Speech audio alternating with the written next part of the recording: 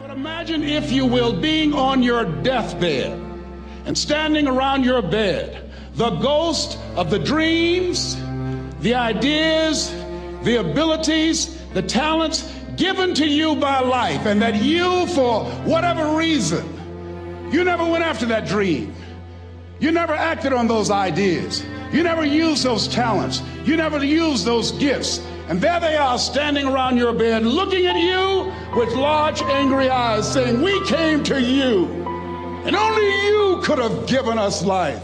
And now we must die with you forever." And the question is, if you died today, what dreams, what ideas, what talents, what books, what music, what leadership, what voice will die with you? What if you live your whole life only to discover that it was wrong? That it was wrong. That you were chosen to do something else and you didn't do it. Continue to do those things that you know that work for you after you have evaluated yourself in the situation. Continue to move. Stay busy, stay busy, stay busy. Find somebody that you can help so you can forget about you for a moment. See, sometimes the best thing to do is to be. Sometimes you have to just back up and go within yourself. A bow and arrow, you can't take a bow and just push it out an arrow. You just can't push the arrow out. You have to pull it back and then release it. Sometimes you have to back up and go within and pray and meditate and recharge your batteries. Go away, clear your head, and then come back and look at it from a different vantage point. Don't operate while you're under the spell or the effect of what's going on.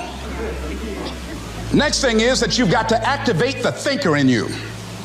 Don't allow your emotions to control you. We are emotional, but you want to begin to discipline your emotion. If you don't discipline and contain your emotions, they will use you. Your mind goes on automatic. You don't have to force yourself or motivate yourself to think negatively, to be depressed, to hate somebody, to want revenge, to want to get back at somebody, to beat yourself up over the head, to feel loaded with guilt. You don't have to make any effort to do that. Your mind is on automatic. It will do that by itself. But if you want to begin to move into your own personal greatness, if you want to begin to really enjoy a happy, successful, healthy life, you've got to be willing to go against the tide. You've got to be willing to harness your will and say, in spite of this, I'm in control here. I'm not going to let this get me down. I'm not going to let this destroy me.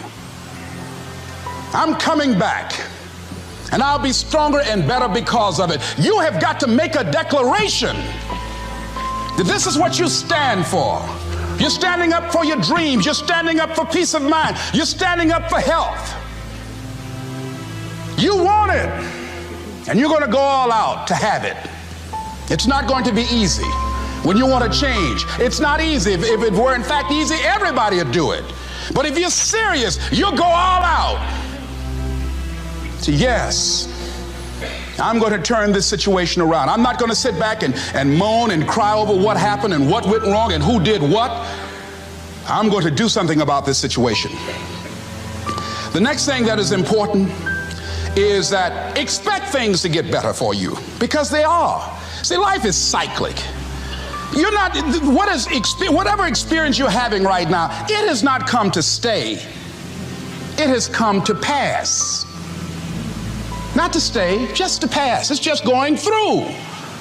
The biggest challenge is to know what's happening. This is a part of this thing we call life. This too shall pass.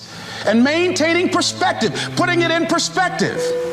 See, a lot of us, because of our limited vision of ourselves, a lot of us who begin to focus on problems and enable them to overwhelm us, we begin to think that we have no options. We begin to believe that there's no way out. There's always a way. Where there's a will, there's a way. Say, I'm unstoppable. You've got to make those kind of declarations to yourself. I'm unstoppable. This will not get me down.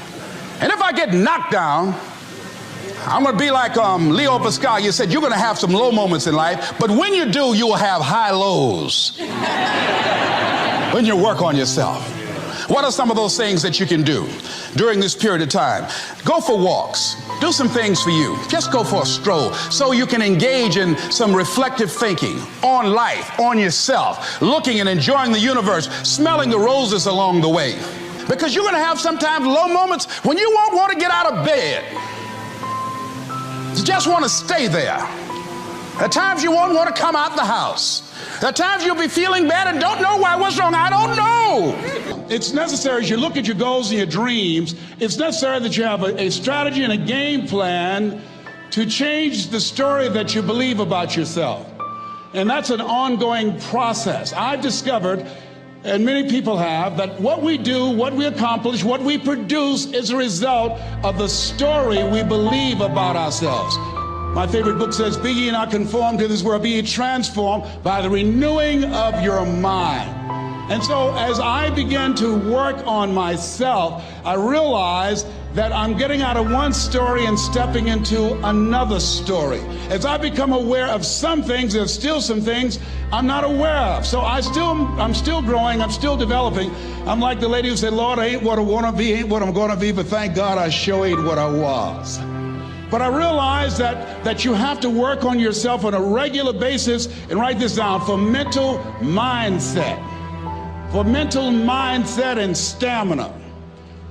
Because things are going to happen to you. I believe that the reason that most people go to their graves with their talents and abilities and skills in them is because of the fact, number one, many are like me. They didn't know that they didn't know and thought they knew. I thought I knew myself, and I really didn't know myself as well as I thought. I've discovered that sometimes people can take you to a place within yourself that you can't go by yourself. The other reason is I was afraid. I never worked for a major corporation. I wanted to speak for corporations. I was afraid I would be exposed because I don't have a college education. I felt inferior because of the fact that I don't have a college education.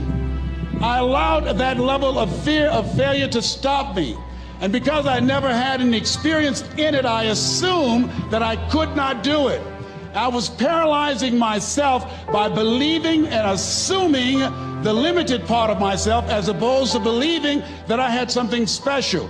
You have something special. There's something you want to do. Because you don't know how to do it doesn't mean that you can't learn. I like something that I heard. You don't have to be great to get started, but you have to get started to be great. The other thing is, take full responsibility for your life. Accept where you are and the responsibility that you're going to take yourself where you want to go. Someone said we have two primary choices in life. We can either accept conditions as they exist, or we can take the responsibility to change them. See, a lot of people want to exempt themselves from taking responsibility. All they want to do is talk about the problem. Every time you see them, they'll tell you their story over and over and over and over again. No. You want to take responsibility for your life. I got me here, I can get me out of this. And I'm getting out.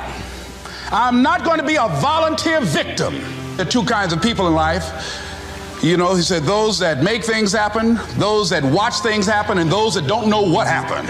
People that get along in this life look around for the circumstances that they want, and if they can't find them, they make them. They create them. So part of beginning to get unstuck, you've got to decide that the behavior pattern that you have adopted doesn't work for you. You've got to change your strategies, and changing your strategy means reinventing your life. Recreating you, and you have the power to do that. You can decide that you're going to change, that you're not going to be a wimp. You can decide that you're going to stand up to life. You can decide that I'm going to live each day as if it were my last. You have the power to make that decision. You can decide I'm going to work on myself and develop myself. I'm going to empower me. And all of these things that are happening to me right now, they're just temporary inconveniences. They're not stronger than I am. I'm in charge here. They look at a man the way that he is, he only becomes worse. But look at him as if he were what he could be, then he becomes what he should be. Everything that you do, everything matters as you go through each day. And one of the things that I can just tell you as you think about your goals and dreams, All of us can say in a spirit of integrity that it's possible, that if anybody at any point in time lived their dream, then it's possible that I can live mine. If there's no enemy within, the enemy outside can do us no harm. And so, as you look at your goals and dreams, every day we must convince ourselves, we must sell ourselves on that it's possible. See, the people that will live their dreams, the 2% that will do that, these are, and write this down, become a risk taker. They're risk takers. They don't mind failing. They don't mind making mistakes. They're willing to take life on, take life in the collar. This, God said, if you're not willing to risk, you cannot grow. And if you cannot grow, you cannot become your best. And if you cannot become your best, you can't be happy. And if you can't be happy, then what else is there?